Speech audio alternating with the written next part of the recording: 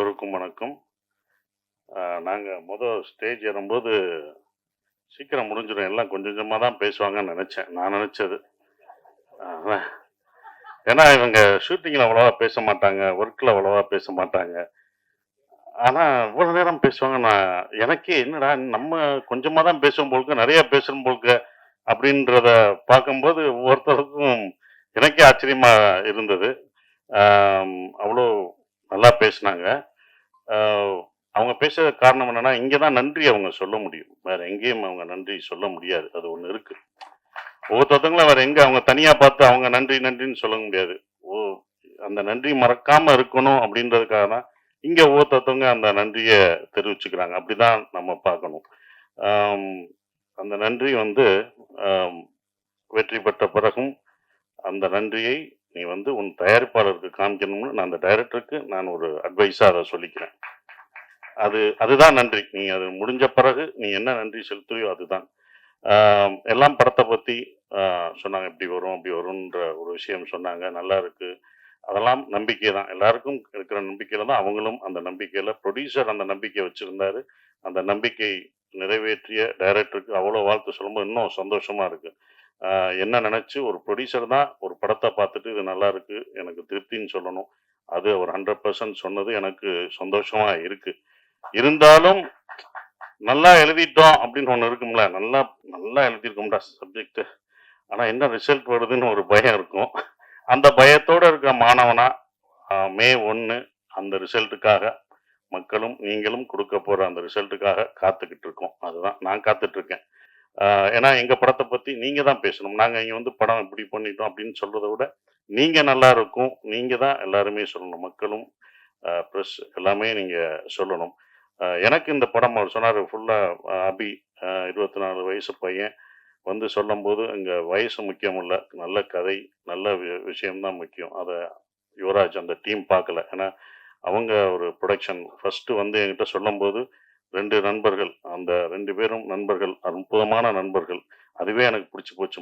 Pass நண்பர்களாக இருக்கீங்க, இப்படி ஒரு நட்பா அப்படின்னு ஒன்று இருக்கும்ல, அந்த நட்புக்கே இந்த ஏதோ செஞ்சாகணுமே அப்படின்றது. 2வது அவங்க எடுத்த படங்கள் 2மே எல்லாருக்கும் பிடிச்ச படம். கேட்கவே தேவையில்ல, அவ்வளோ பர்ஃபெக்டா செலக்ட் பண்ணி சொல்லுவாங்க. அப்புறம் நம்ம என்ன சொல்றது, நம்ம தான் அதுக்குள்ள போறேன். நான் தான் இந்த படத்துக்குள்ள நுழைஞ்சிருக்கேன். அது எனக்கு தான் பெரிய ஒரு விஷயமா நான் நினைக்கிறேன். கதை சொல்லும்போது கூட அப்படியே அந்த மியூசிக் எல்லாம் போட்டு விட்டாப்புல. அப்படி போட்டு சார் அப்படின்னு வரும். சொல்றாப்புல, நான் சொல்லலை, நான் பாட்டு சீரியஸா பார்த்தேன்.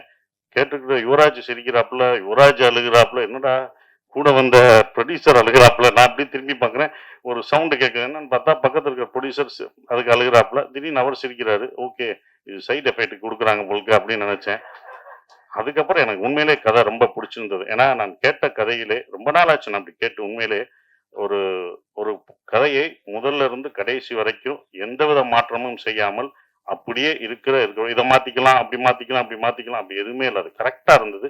அது கரெக்டா தான் எடுத்திருக்காங்க. எந்த மாற்றம் இல்லாம செஞ்சதுதான் இது அபியோட இந்த டைரக்டரோட வெற்றியா நான் நினைக்கிறேன். அது ஒண்ணு.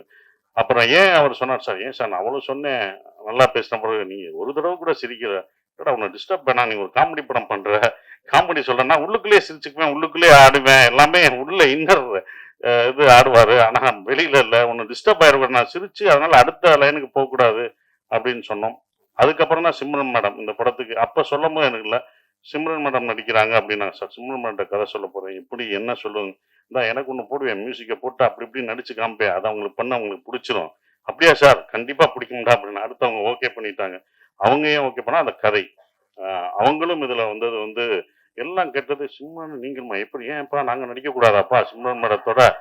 இல்லைங்க, நீங்க கிராமம்னா கிராமத்திலே எப்படி விவசாயம் பார்த்துட்டு இருக்கோம்னா ஏன் அங்க நடிக்க கூடாதா, எங்களுக்கு சிம்ரன் கிடைக்க கூடாதா? இது என்ன எல்லாரோட ஏக்கம் தான்ப்பா அது, எல்லாரும் இது பண்றதுனால அதனால எங்களுக்கு கிடைக்க கூடாதா? என்ன எப்படி எப்படி எப்படின்னா உங்களுக்கு என்னப்பா, அது அப்படிதான் கதை பாருங்க அப்படின்னா. அப்படிதான் சிம்ரன் மேடத்தை எல்லாம் கேட்கிற கேள்வி. படம் பார்க்கும்போது உங்களுக்கு தெரிஞ்சிடும் எதுக்கு சிம்ரன் மேடம் இந்த படத்துல எல்லாருக்கும் பிடிச்சவங்க சிம்ரன். அது கண்டிப்பா இந்த படத்துல அந்த குடும்பமா உங்களுக்கு என்னையும் சிம்ரன் என் குழந்தைங்க பசங்க எல்லாத்தையும் அவங்களுக்கு அது பிடிக்கும். அவங்க அவ்வளோ பெர்ஃபார்ம் பண்ணுவாங்க. அவங்கள அதாவது என்னன்னா அவங்கள எனக்கு இன்னொன்று அவங்கள பாராட்ட வேண்டியதுலாம், இப்போ வரைக்கும் அவங்க ஹீரோயினா அடிக்கலாம். இந்த படத்துலயும் அவங்க ஹீரோயின் தான். நான் ஹீரோ, அவங்க ஹீரோயின். ஸோ அவங்க எப்பவும் ஹீரோயினா நடிக்கலாம். ஸோ அது ரொம்ப அற்புதமா பெர்ஃபார்ம் பண்ணாங்க. அவங்கள வந்து எல்லாருமே வரும்போது சிம்ரன் மேடம் கொஞ்சம் பயந்தாப்புல டைரக்டர் சிம்ரன் மேடம் இருக்காங்க, இவங்க இருக்காங்க அப்படின்னு நிறைய பயப்படுவாரு. ஸோ அதெல்லாம் தவிர்த்துட்டு பாஸ்கர் சார் இப்படி போய் பேசி இப்படி பண்ணு எல்லாம் சரியாயிரும் அப்படின்னு சொல்லி அப்படிதான் பண்ணது.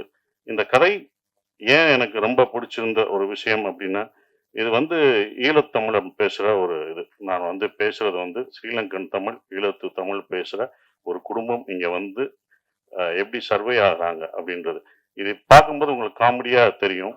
காமெடியா இருக்கும். எப்படின்னு, யூசுவலா ஸ்ரீலங்கன் படமோ, ஒரு ஈழத்தமிழர் படங்கள் எடுக்கும்போதோ, அது சோகமாவும், கஷ்டமாவும் தான் நம்ம பார்த்திருப்போம். இந்த படம் சந்தோஷமா இருக்கும். உங்களுக்கு சிரிக்க வச்சுட்டே இருப்போம். ஆனா உள்ளுக்குள்ள உங்களுக்கு ஒரு விஷயத்த சொல்லிக்கிட்டே இருப்போம் அவங்க வலிகள.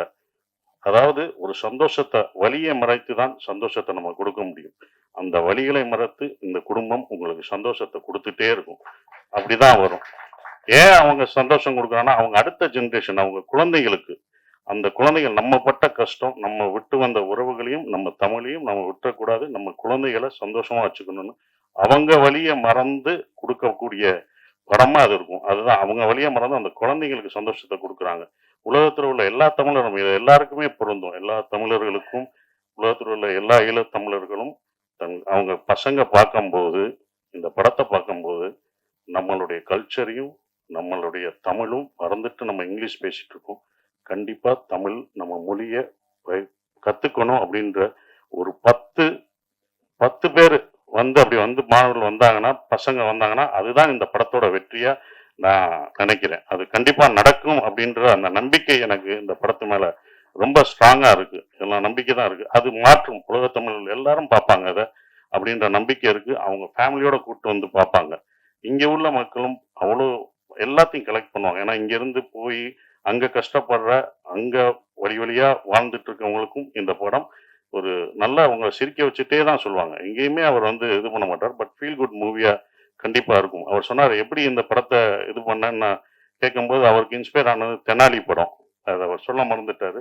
தெனாலி படத்த நான் இன்ஸ்பயர் பண்ணி தான் சார் இத நான் எடுத்தேன்னு. இந்த படம் பார்க்கும்போது உங்களுக்கு தெனாலி, மொழி, படங்களை ஞாபகப்படுத்தும் நம்புறேன் நான். அது கண்டிப்பா இருக்கும். அப்படிப்பட்ட ஒரு ஒரு படம் இந்த அ டூரிஸ்ட் ஃபேமிலி இருக்கும் அப்படின்றது இந்த படத்துல மலையாளத்துல இருந்து வந்திருக்காரு. அந்த மலையாள இதெல்லாம் மறந்து அழகா என் மகனா சூப்பரா பண்ணாரு. மொத நான் உங்க கதை சொல்லும்போதே சொன்னேன். இதுல யாரும் நடிக்க மாட்டாங்க. எந்த ஹீரோ நீ போயிட்டு வா. எங்க சுத்தி வந்தாலும் என்கிட்ட தான் வர முடியும். ஏன்னா இவ்வளவு பெரிய பையனா யாரும் எந்த ஹீரோ நடிக்க மாட்டாங்கன்னு நான் நினைச்சேன். சில ஹீரோக்கள் நடிப்பாங்க, சிலர் நடிக்க மாட்டாங்க. அதுதான். அப்படி இது எனக்கு தான் இந்த கதை இருக்கும் அப்படின்னு நினைச்சேன். அப்படி வந்தார். மிதுன் சூப்பரா இருந்துச்சான். பெரிய டயலாக் நானும் அவனும் பேசுற ஒரு சீனு. அதுல வந்து ரொம்ப அற்புதமா நான் எதிர்பார்க்கவே இல்லை. இன்னைக்கு இவ்வளவு சீன் இருக்கு பாட்டி என்னோட டைலாக் இருக்கு எப்படி பேசுவார் அப்படின்னு நினைச்சேன். ஆனா அற்புதமா பேசி இது பண்ணிட்டாப்ல. படம் பார்க்கும்போது உங்களுக்கு தெரியும். இந்த படத்துல யோகி பாபு சார் எல்லாமே இருக்காங்க. பெரிய ஆர்டிஸ்ட்லாம் இதுல இருக்காங்க. யோகி பாபு இருக்காரு, நான் இருக்கேன். எல்லாமே இருந்தாலுமே அந்த குட்டி பையன் முள்ளியா நடிக்கிறான். அவன் வந்து அவன் தான் இந்த படத்துல காமெடியனே. உங்களை சிரிக்க வைக்க போறது அந்த பையன் தான். நாங்கெல்லாம் காமெடியன், நாங்கெல்லாம் கேரக்டர் ஆர்டிஸ்ட். அவன் தான் காமெடியனா இருப்பான். அது இது பண்ண மாட்டோம். அது கண்டிப்பா அவங்களுக்கு நிச்சயம் கொடுக்கும். அப்புறம் மியூசிக் ஷான் ரோல்டன். அது அவரோட நம்ம ஒரு படத்துல நம்ம பாட கேட்டுக்கிட்டே இருந்தோம். அவரை பிடிக்க முடியல. அது ஒரு படம். ஒரு பாட வருவாரு. நான் ரொம்ப பிஸியா இருந்தாரு. பாட முடியாதுன்னாங்க. ஆனா இந்த படத்துல எனக்கு 2, 3 எத்தனை வாய்ஸ் குடுத்துக்கிட்டே இருக்காரு. இது பத்தாம அடுத்த படத்துல ராஜ்மோகன் படத்துலயும் அவர் தான் மியூசிக். வா வா நீ அப்ப விட்டல இப்ப நான் பிடிச்சிட்டேன் பாரு அப்படின்ற மாதிரி தான் இருந்தது. பட் ரொம்ப ஜாலியா இருந்தது. நாங்க ப்ரொமோஷன் போடுறதெல்லாம் அவரும் நானும் அழகா சேர்ந்து போயிட்டு இருக்க ஒரு விஷயம். மோகன்ராஜ் எனக்கு ரொம்ப சந்தோஷமா இருக்கு. ஈசன்ல பண்ண மோகன்ராஜ் இந்த படத்துல முழு பாடல்களும் எழுதியிருக்காரு. அடிக்கடி அவரை பாராட்டி சொல்லும் போதெல்லாம் எனக்கு நான் ஜெயிச்ச மாதிரியே அப்படி இருக்கும். அவரை பத்தி சொல்லும்போது சார் தேங்க்யூ தேங்க்யூன்னு சொல்ற மாதிரி.